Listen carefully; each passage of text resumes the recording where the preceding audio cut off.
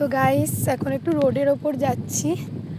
আমার যে হবু ননদ তার মেয়ের আজকের একটু পুজো দেওয়ার ছিল, তো একটা মন্দিরে গিয়েছিল, বলল যে আসো দাঁড়িয়ে আছে একটু প্রসাদ নিয়ে যাবে। আমারও যাওয়ার কথা ছিল, কিছু প্রবলেমের কারণে যেতে পারিনি, তো তাই জন্য বললো একটু আসো প্রসাদটা নিয়ে যাও।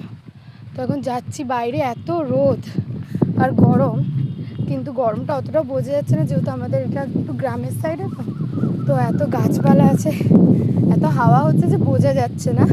কিন্তু আজ ভালোই গরম পড়েছে, রোদও উঠেছে, প্রবলেমের কারণে যাইনি। যাই হোক, তো এখন যাচ্ছি হাঁটতে হাঁটতে, রোডের ওপর চলে এসেছি। তো চলো প্রসাদটা নিয়ে আসি।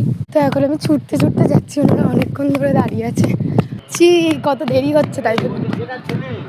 কে কোনটা? হ্যাঁ হ্যাঁ দাদা না ভিডিও কল করবে এখন দাও দাও দাও। ব্যাগ কই?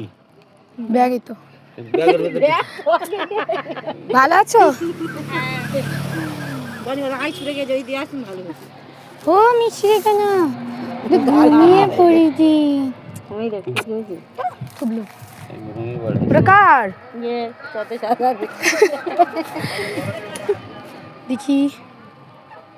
চলো যাও ঠিক আছে যাও। ওই দেখো তাকিজ। টাটা। হ্যাঁ যাচ্ছি।